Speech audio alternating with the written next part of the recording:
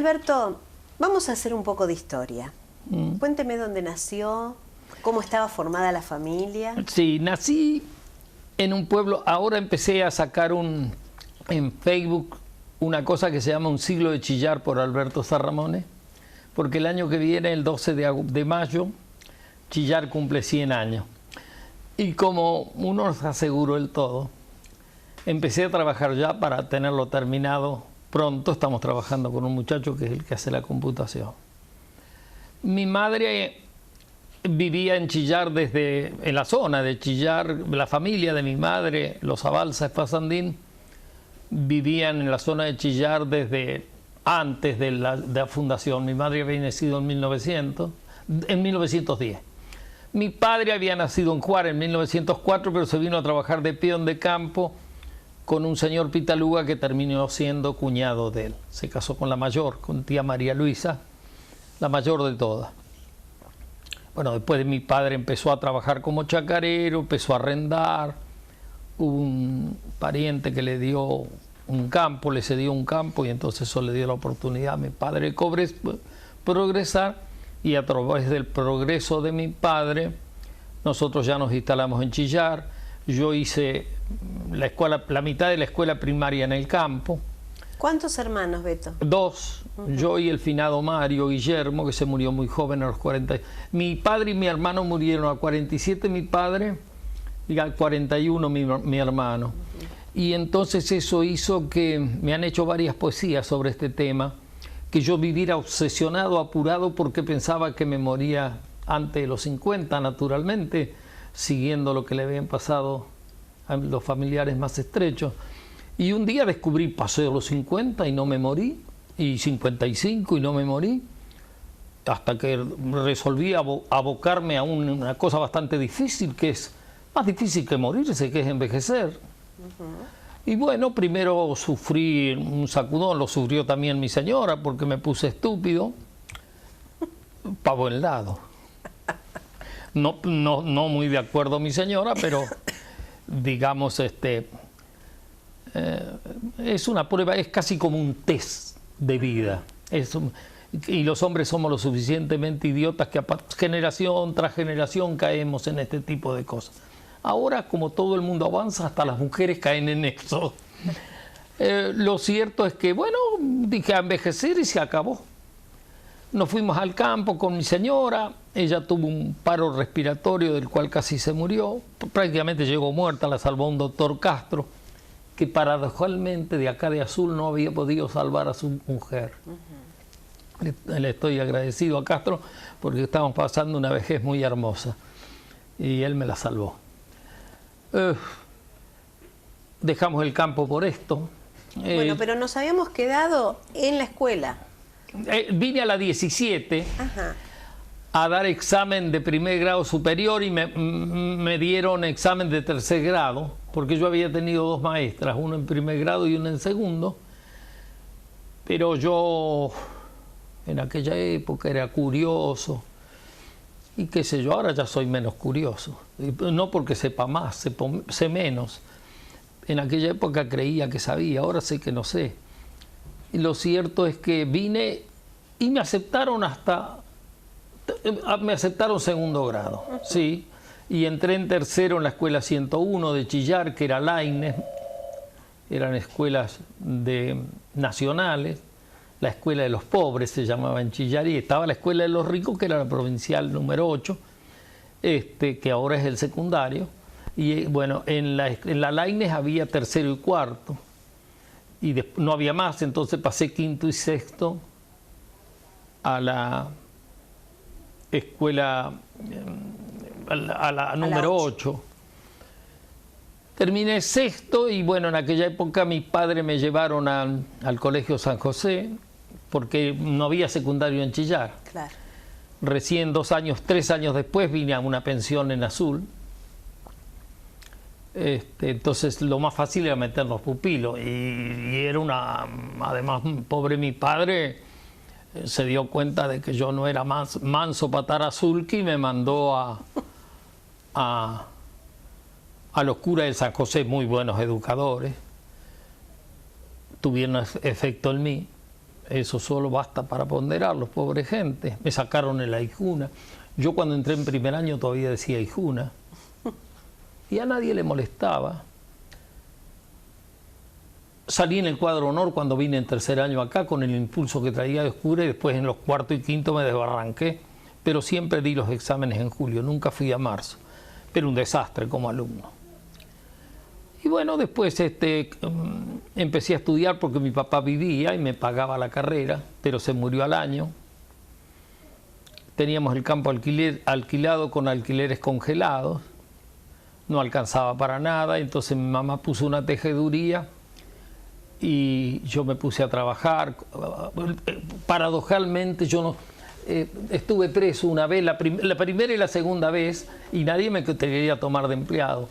¿Por qué estuvo preso? Por razones políticas. Ajá. Sí. Ya de joven, muy joven. A los 18 caí 17 la primera vez, 18 la segunda, 19 la tercera y la cuarta vez cuando recién me había casado con mi señora, que me vino a buscar el oficial Meléndez. Menéndez se llamaba, muy buena persona, pero le habían dado la orden de detenerme y me detuvo.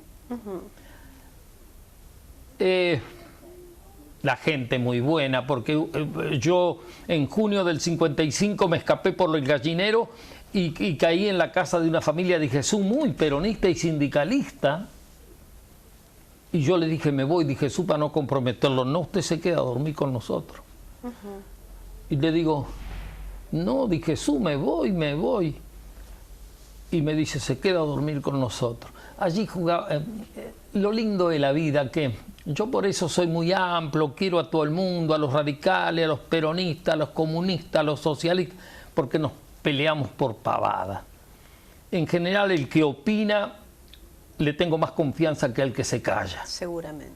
Es más confiable. Seguramente. Yo prefiero un tipo que me dice claramente su opinión, que no es la mía, al tipo que calla su opinión. Sí, eso me acostumbré desde chico. ¿Y ahí se va a estudiar a la universidad? Sí, pero me iba en camión, porque yo cuando, de la última vez que estuve preso, de la anteúltima vez que estuve preso, mi mamá nos tentó a mi novia y a mí. Yo tenía 20 y Chelita tenía 18.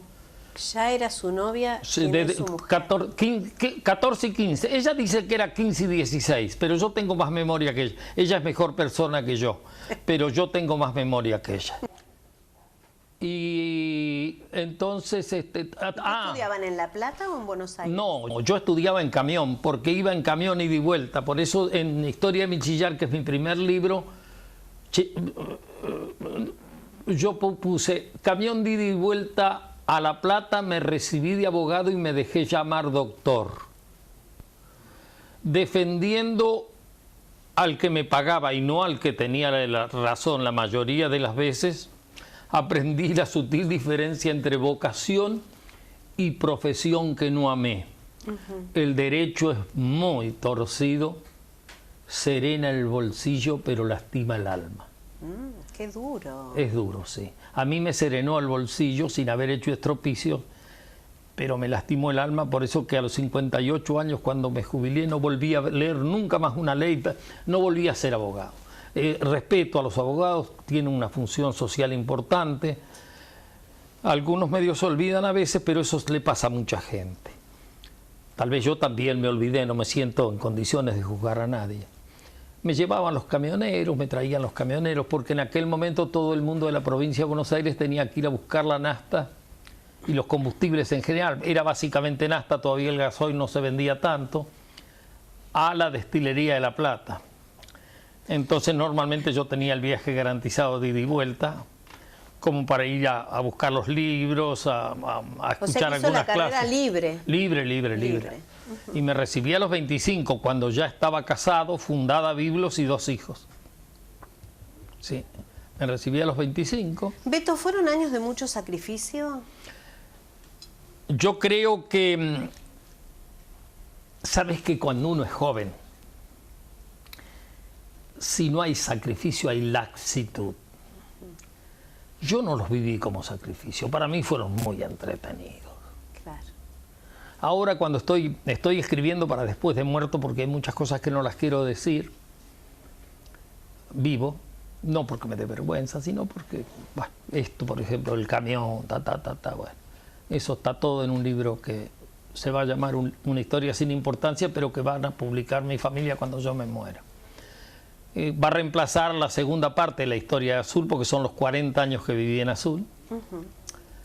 No voy a hacer la segunda parte de la historia de Azul porque no tengo distancia. Claro. ¿Por qué? Yo no puedo hacer tu biografía, ni la de tu marido para que nadie sospeche, porque los quiero mucho. Entonces, la proximidad hace perder objetividad. Claro. Entonces yo puedo escribir como escribí Historia del Azul hasta el 30. Claro. Pero en lo demás he sido conocido, protagonista, y no me animo a hacerlo. Entonces voy a hacer mi visión desde mi punto de vista personal, sin engañar a nadie, las cosas, porque en general tendemos a decir, a pensar que la verdad es lo de uno. Y la verdad es compuesta. Alberto, uno dice que encuentra la felicidad cuando realmente encuentra la vocación por la cual uno vive, ¿no? Uno se sitúa en ese lugar tan especial donde uno es feliz haciendo lo que hace, ¿no?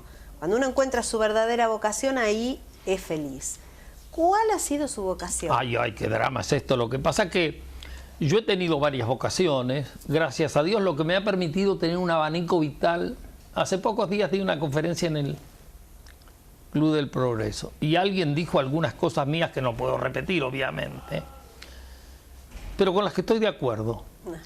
Y es decir, que yo digo que la verdad siempre es compuesta. Si yo levanto esta pipa, vos la definirías como una cosa de madera que tiene un agujero. No, yo no estoy viendo el agujero, así que para hacer la verdad de la pipa tenemos que estar los dos. Y si en vez de una pipa fuera una cosa polifacética o ameboide, tendríamos que estar varios. La verdad siempre es compuesta. Claro. Vos tenés tu verdad, tu visión de las cosas. Entonces, la vida me dio muy hermosas oportunidades. Empecé la política muy joven, estudié muy joven, me casé muy joven, después fui abogado, fui productor agropecuario, tuve tambos, puse una fábrica, 11 años tuve la fábrica, en el interín fui profesor de historia, fui profesor de arqueología y prehistoria, introducción a la economía, y todo esto me ha dado, todas fueron vocaciones, claro. Todo lo hice por vocación. Estudié Derecho por vocación, después me asusté con el Derecho, es difícil, pero fue mi vocación. Lo que pasa es que en aquellas épocas yo era joven y tenía dinamismo y podía saltar de una u otra cosa. Y hoy no, hoy lo que puedo cambiar es de tema, es así como el guitarrista o cualquier ejecutante músico o un compositor, dentro de su estilo va variando de tema. Pero ya es la época del ocaso, sin apuro, un atardecer largo, en donde no podés andar ya cambiando.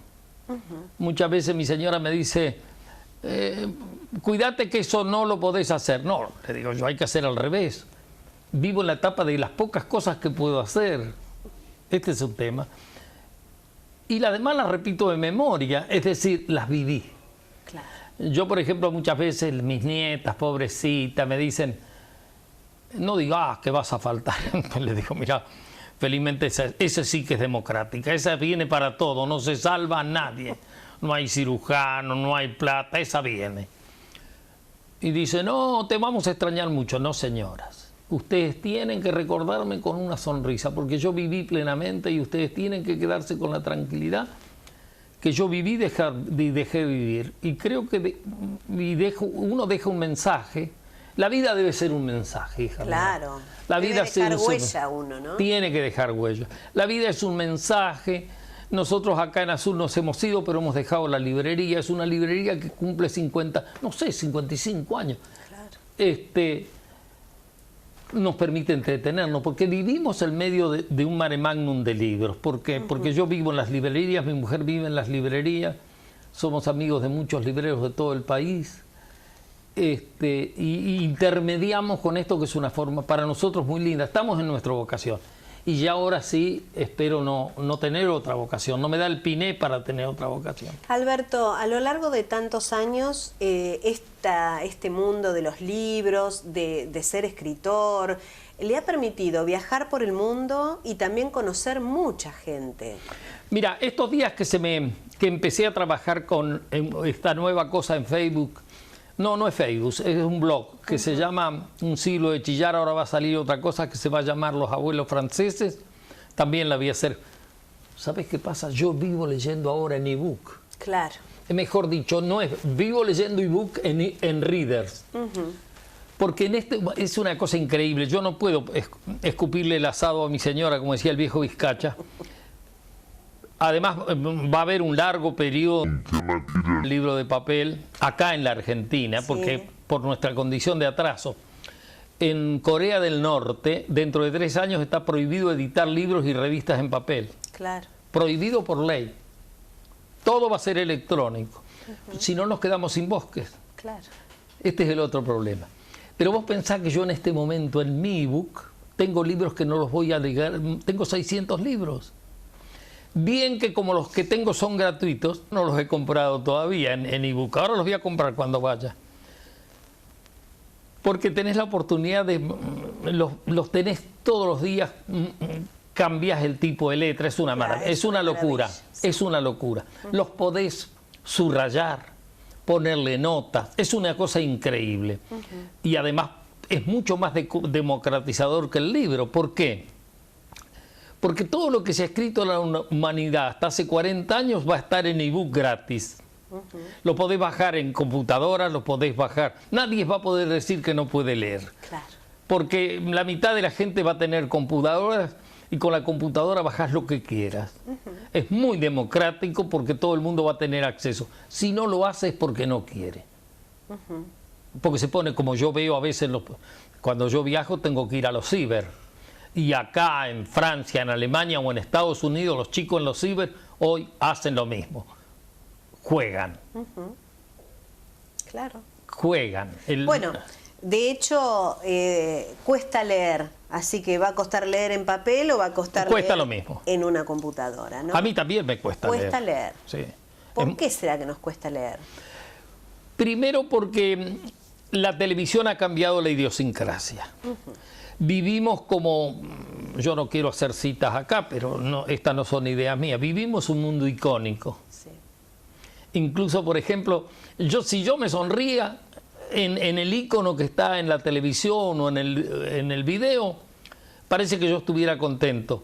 Porque la gente a veces mira más la cara que lo que escucha. Esto es una cosa interesante porque los gitanos, las gitanas no adivinan por las líneas de la mano. Las líneas de la mano te muestran el pasado. Yo sé esto. Felizmente yo aprendí a leer esto. Aprendí algo. Te muestran el pasado, pero no te muestran el futuro. El futuro lo lee la gitana en tu cara. ¿Por qué? Porque el mundo icónico es el mundo de la imagen. Y el gitano lo sabe desde tiempo inmemorial. Pero hoy sabemos que esto de usar la imagen en todos los órdenes nos ha perdido. Es más fácil, como por aquella frase de que vale más una imagen que 1000 páginas. La gente hoy prefiere una imagen, prefiere un ideograma antes que leer mucho. Pero de cualquier manera, tenemos que ser sinceros.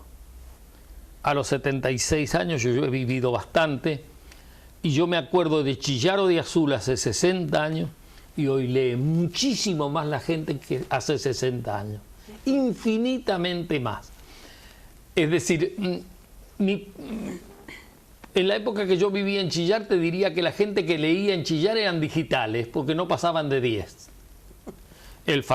Los dos farmacéuticos, el doctor Ferro, el doctor Hidalgo y algún otro loco de la vida que leía. Mi padre leía mucho también, algún otro cooperativista que leía mucho, don Pelayo Rodríguez leía mucho, 10 personas. Claro. Hoy en Chillar hay más de 1000 personas que leen, sobre 4000 habitantes. El crecimiento ha sido increíble. Lo que pasa es que la lectura se ha generalizado, pero ha perdido intensidad. Ajá. Sí. ¿Por qué? y ha perdido, porque la vida nos atrapa y nos lleva. El hombre cuanto más antiguo, más dominó su vida. Hoy, digamos, la corriente de la vida, las agendas, las obligaciones, los deberes, te viven empujando. Es un permanente empuje que a mí mucha gente me dice, ¿qué es lo que más? Ahora nos vamos con mi mujer y una amiga a Río Hondo. Y me dice, pero dice, Río Hondo te vas a aburrir. Sí, voy a eso, a descansar. Claro. Y a mí de los viajes, a mí no me interesa tanto la llegada, sino el paisaje. Claro. Y en la vida pasa lo mismo. Y el hombre contemporáneo, estamos viviendo un vértigo de la historia, que no hay más remedio que vivirlo, pero hay que tener la reserva de poner el freno, como tenían las chatas rusas, tenían un freno de madera que era muy difícil que los caballos lo movieran. Y hay que poner un freno para disfrutar lo que se está... Hay que disfrutar el instante. El instante en una misa, el instante en una cama, el instante donde sea. Pero hay que saber detener. La película se ha hecho muy ligera. La historia ha tomado un gran vértigo. Y yo creo que esto sirve para dos cosas. Le da una intensidad profunda a la vida y una enorme satisfacción. Porque es como, yo por ejemplo ya no puedo tomar casi nada por diabetes y otras porquerías que no menciono porque no vienen al caso.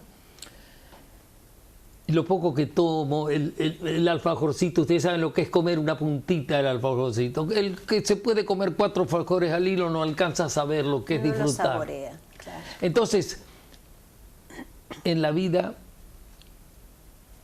este sentido de aprovechamiento del tiempo se ha ido perdiendo. Y estamos todos...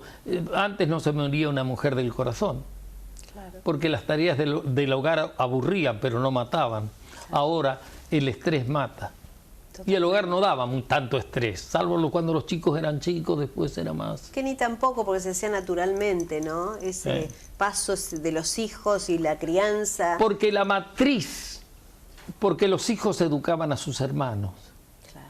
Las chicas aprendían a ser madre todavía recién destetadas, claro, porque criaban al hermanito que la seguía.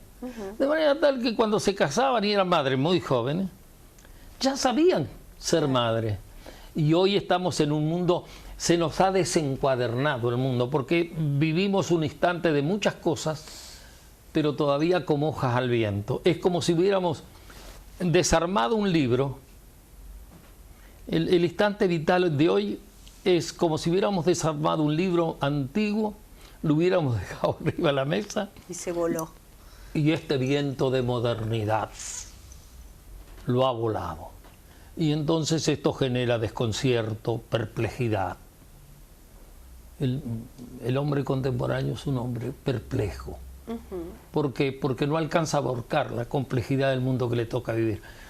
Mientras que los que tenemos alguna filosofía a la vida, religión viene de ligarse. Religar.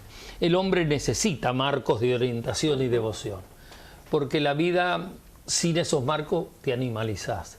Entonces, si vos tenés marcos de orientación y devoción, filosóficos, religiosos, podés volver a armar el libro.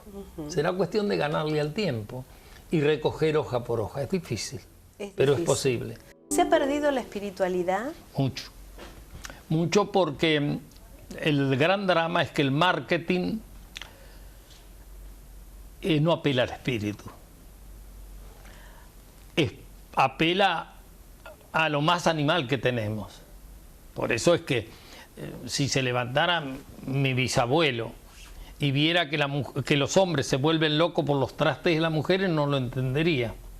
Lo que pasa es que desde el punto de vista del marketing, el traste es más general que cualquiera de las otras apariencias de la mujer.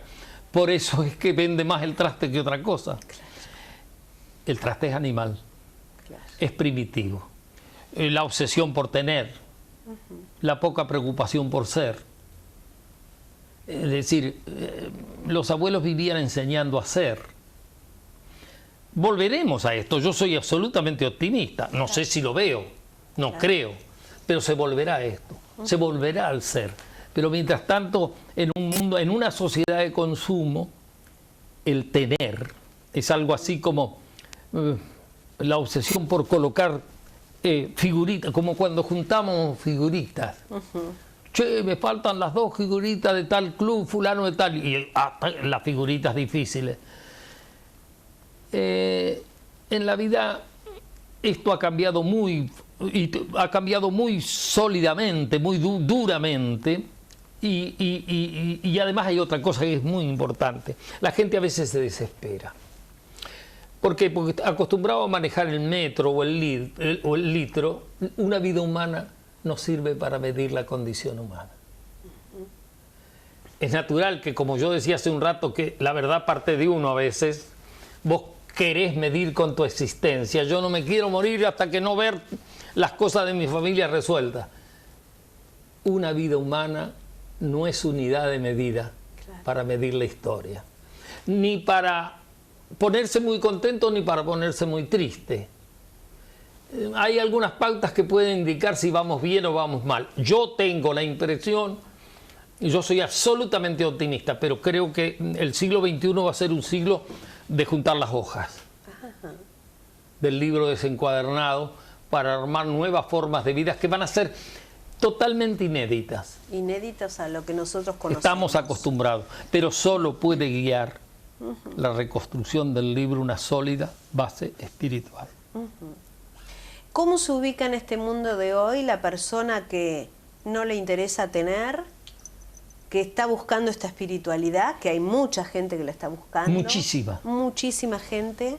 ¿Cómo se ubica ante este mundo que es tener y que si uno no está en la televisión no existe, y que si uno no tiene una buena imagen no existe, que no consigue un empleo porque se es obeso o se es feo?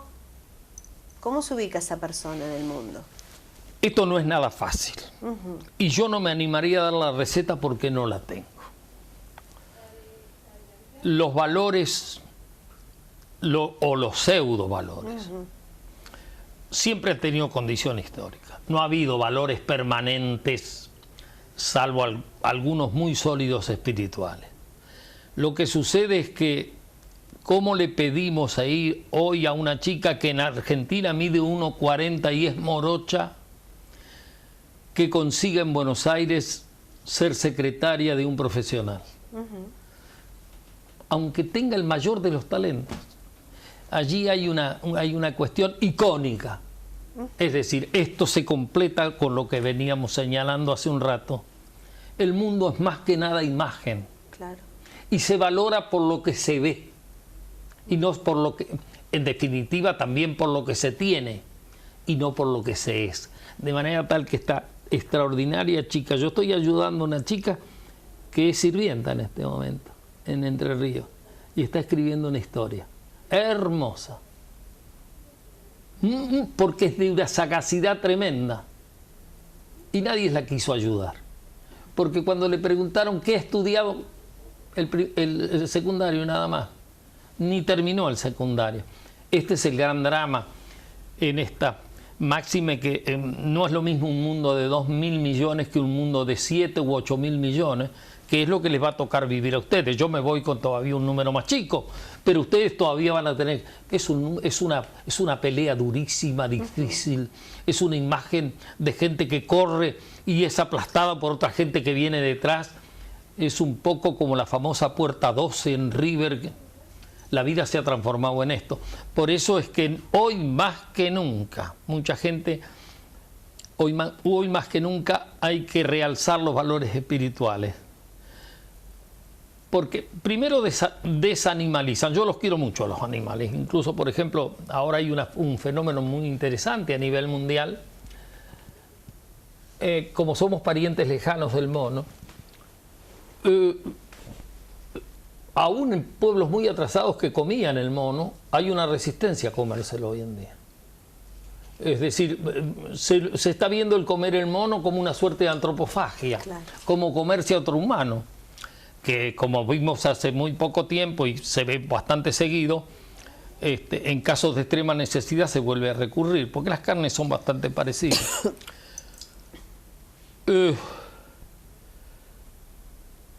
Pero hay una suerte de mayor respeto en medio de este fárrago y este desencuadernamiento. Por ejemplo, yo cazaba pajaritos por plata. En mi pueblo, yo me sentí italiano hasta los 5 años, esto lo digo, como yo me llamaba Ramón en Chillán y nadie me había explicado nada, yo me sentí italiano. De manera tal que un día mi padre me dijo, vos no sos italiano, no tenés una gota. ¿Cómo que no tengo una gota de italiano? Eso lo digo en mi libro, en Abuelo Italiano, que se agotó en 4 meses y ahora salió la nueva edición. El libro es malo, como todas las cosas mías, pero hay italiano de sobra, de manera tal que el libro se vende. Yo me sentí italiano.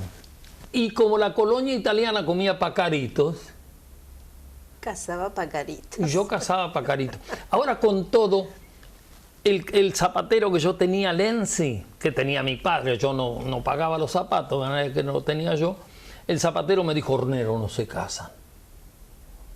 Yo un día por error casé un hornero y lo enterró, no se lo comió. Eso es valores. El hornero con ese sacrificio de hacerse la casa. ¿Se acuerdan que antes de chicos, bueno, ustedes son muy jóvenes, pero antes el hornero en la escuela estaba todos los días presente? Porque el hornero era el canto al amor conyugal, era el canto a la familia heterosexual, era el canto al trabajo. Estos valores.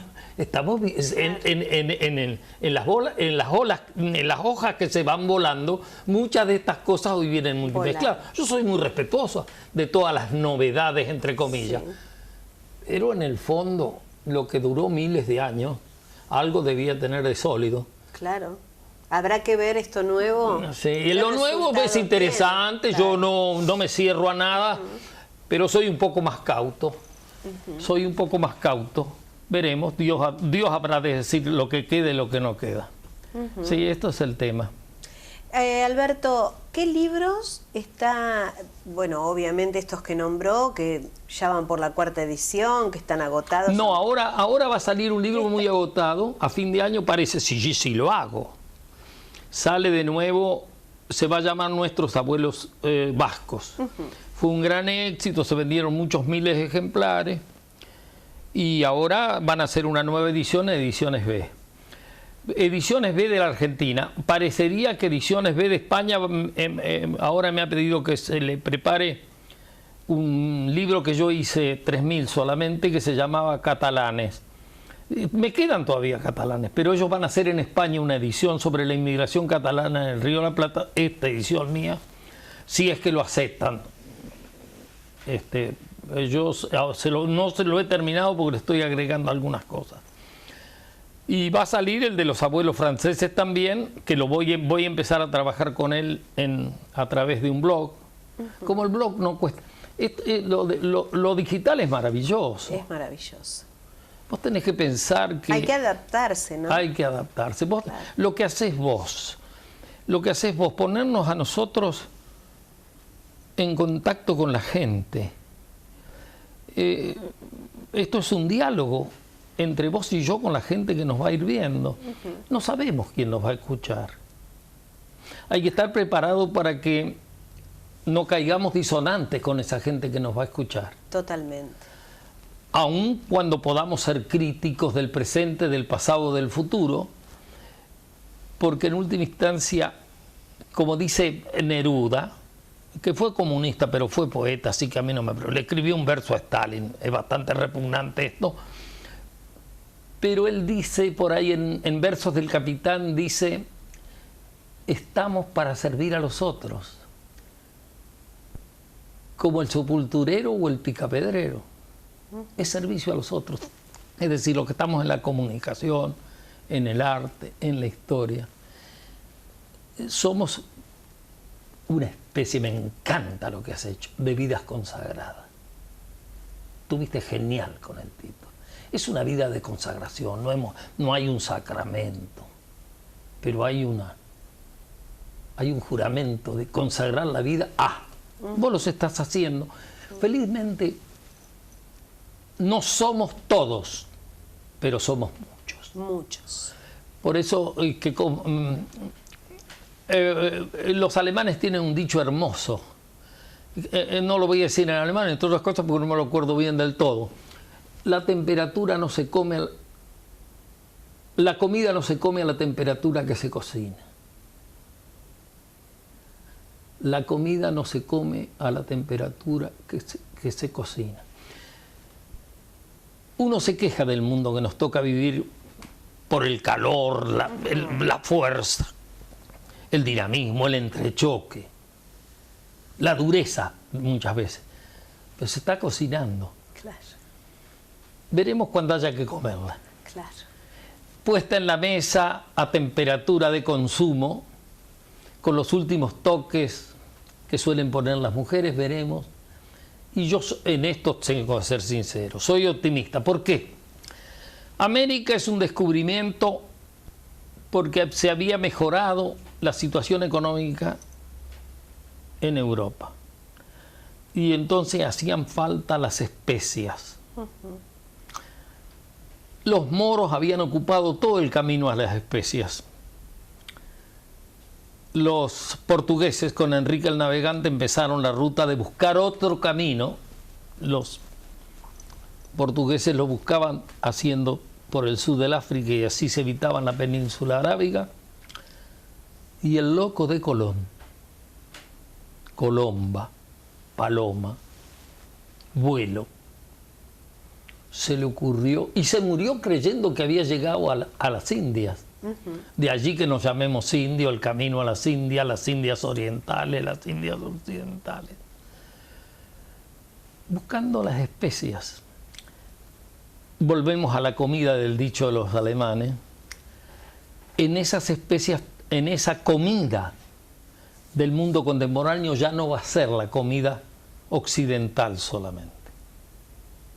Va a ser la comida en donde va a estar el cacao, o la papa, o el tomate, o el choclo de los indios, de los antiguos americanos, porque no son ni indios ni pueblos originarios.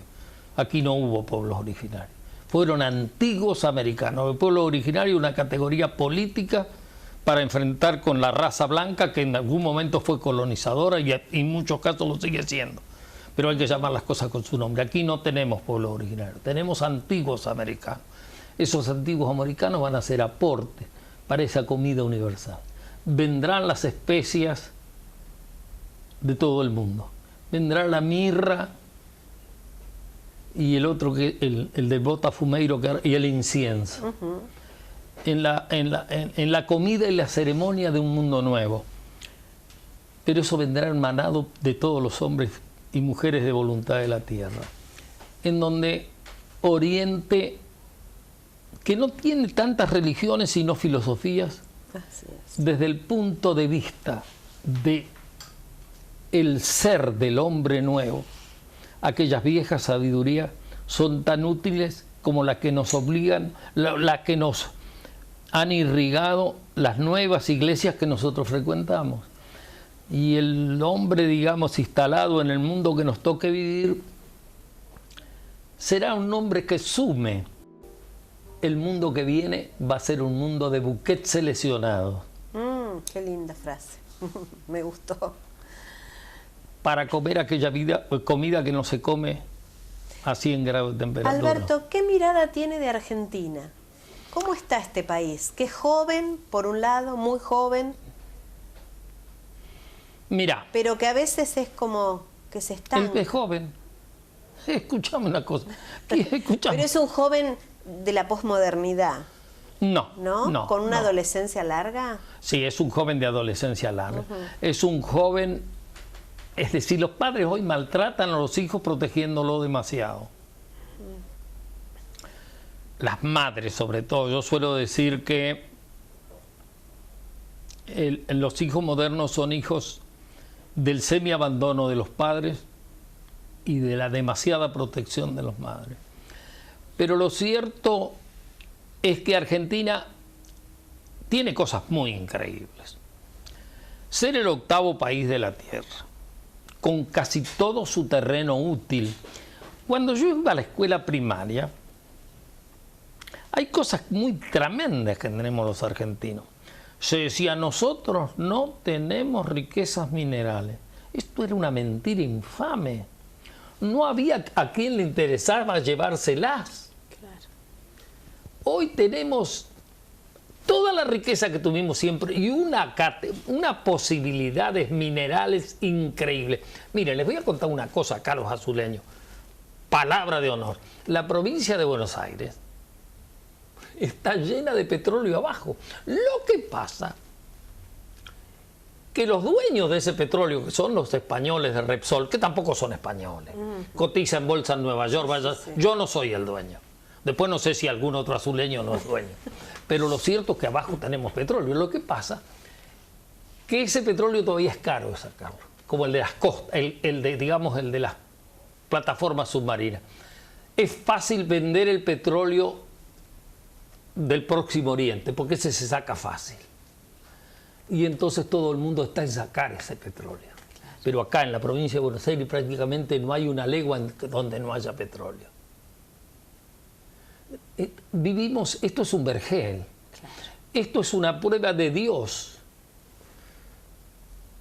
Ustedes tienen que pensar que somos el 8º país de la Tierra, pero los que están arriba nuestro,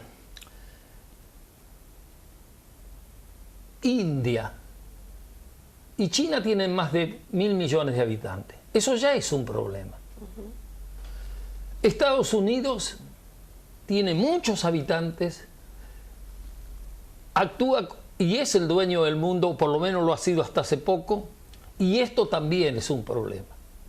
Hasta la fecha hacían todas las guerras que imaginaban, ahora ya no tienen plata. Claro. Les llegó el turno que a nosotros también nos llegó. Y yo no soy nada de antiamericano, pero yo soy profundamente argentino. Canadá es hielo. Rusia es enorme, pero es hielo. Claro. En Moscú hace 40 grados de temperatura bajo cero en invierno. Acá no tenemos 40 grados bajo cero ni en la Patagonia. No. La Argentina tiene... Es casi imposible imaginar que a la Argentina le vaya mal. Hay que hacer un esfuerzo mental para imaginar que a la Argentina le vaya mal. Yo, por ejemplo, te voy a señalar un detalle. Las posibilidades mineras que tiene la Argentina son increíbles. Estaba hace poco tiempo en el Club del Progreso hablando con el gobernador de San Juan, escuchándolo a él y yo también dando mi opinión, pero más que nada escuchando. A veces escucho, ¿eh? ¿Cómo le podés pedir a la provincia de San Juan que el 90% de su territorio es pura piedra, que no aproveche esa piedra? Ahora, lo que hay que hacer desde el punto de vista de la minería es que el Estado Nacional tome en serio que eso no se lo lleven por tortas negras. Claro. Y que eso sirva para generar un proceso de desarrollo, para lo cual Argentina tiene condiciones increíbles. Digamos, ustedes saben que el 3% del agua que hay en la tierra es agua potable. El porcentaje de esa agua que tenemos los argentinos es más desmesurado que ser el 8º país de la tierra. Yo tengo un temor. Si los argentinos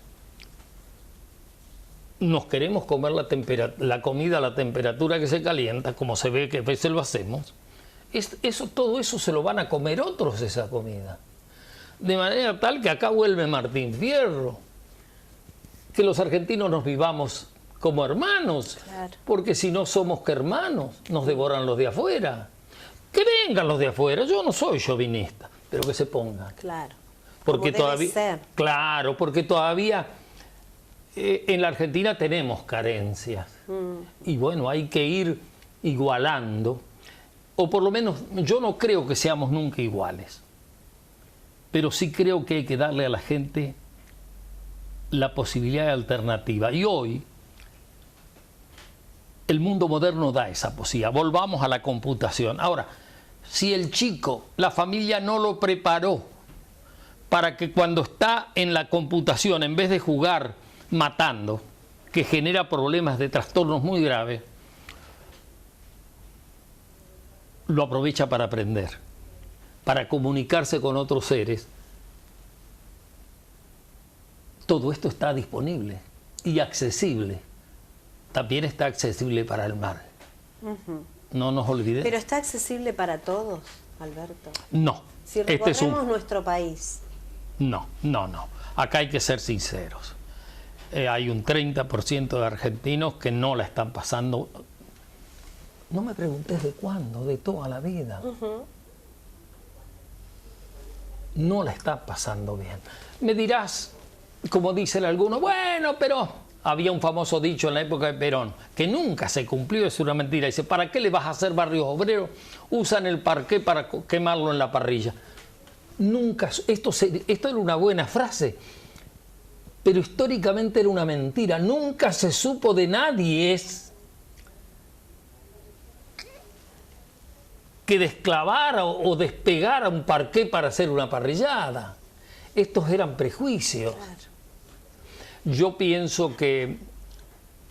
Yo, por ejemplo, soy muy amigo del Toti Flores. El Toti Flores, anteayer he estado con él, yo estaba sentado en el suelo y él estaba ahí.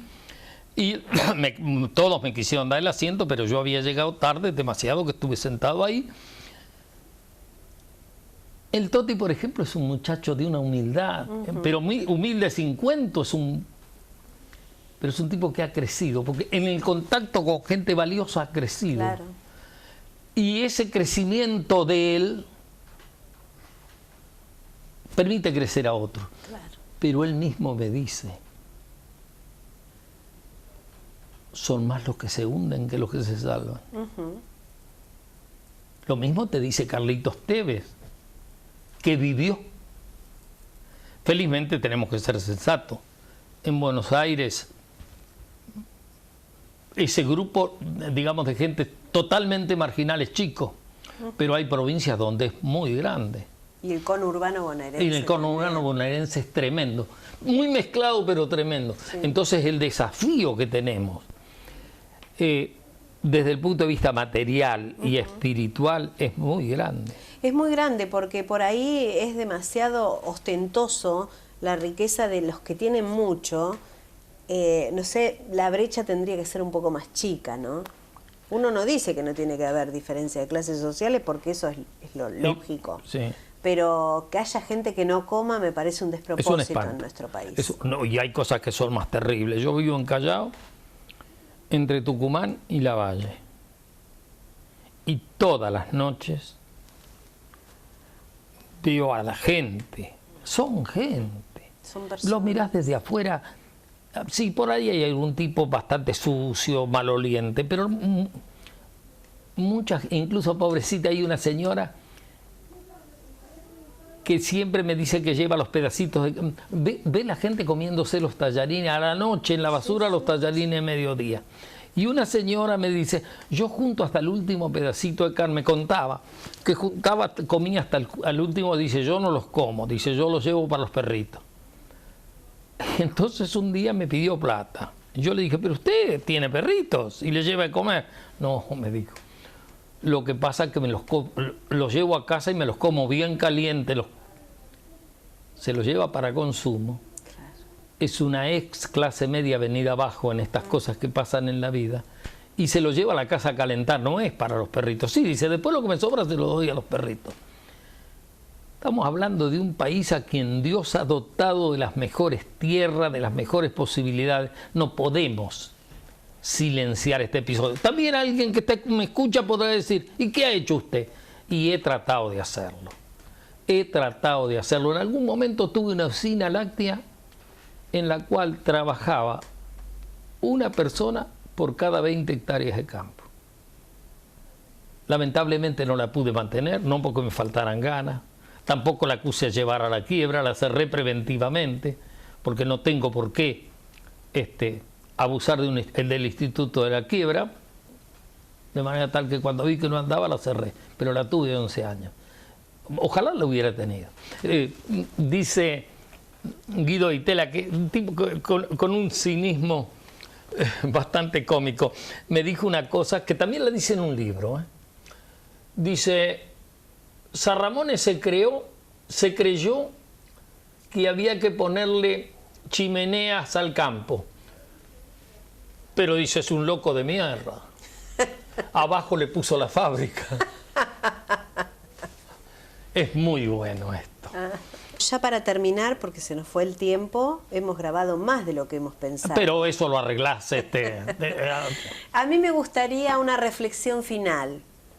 Así como estamos diciendo que me gustó mucho esta metáfora del libro, de las hojas que están todas desparramadas. ¿Cómo tenemos que mirar hacia el futuro? En un sillón de estos que yo tenía en la vieja casa, de Irigoyen, no, de Bolívar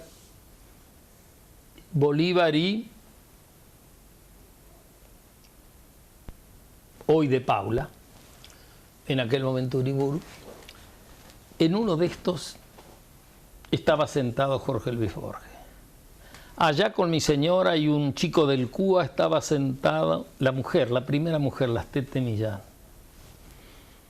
Yo estaba ahí.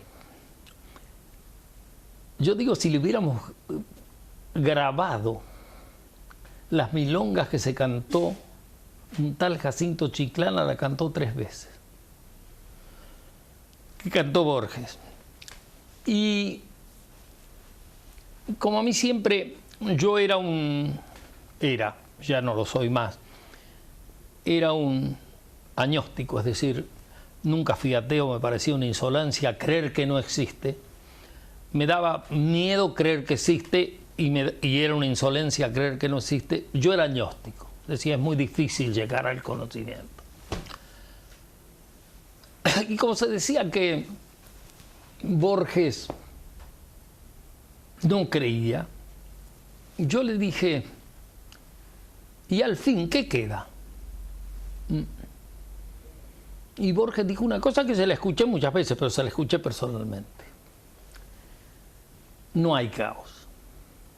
No hay caos. Hay orden.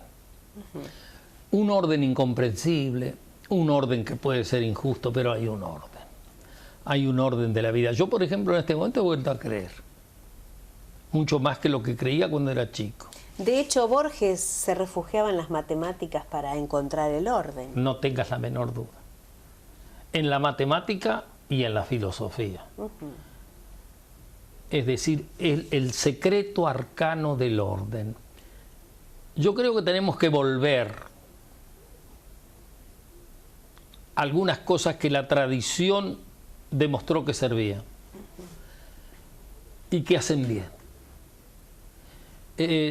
Yo voy muy poco a misa, pero cuando voy a misa me encanta dar la paz. Me encantan, y eso que son muy repetidos, yo soy un tipo de no repetirme mucho, pero creo que todas aquellas cosas tradicionales tienen un significado.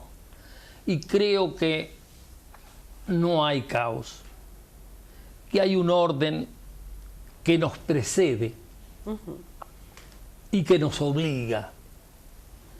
Hay que trabajar para una forma no de orden autoritario, pero de orden coherente, en que todos cumplamos un rol. El Antón Pirulero. Todos aquellos juegos que teníamos en la infancia, que hoy se han perdido, eran juegos altamente docentes. Claro. Cada cual atiende su juego. Alberto, muchas gracias. Y a juntar las páginas. Me encantó esta charla, me encantó al final que nos encontráramos para este Vidas Consagradas, porque yo creo que era una de las personas que teníamos que tener en el ciclo. Así que muchas gracias.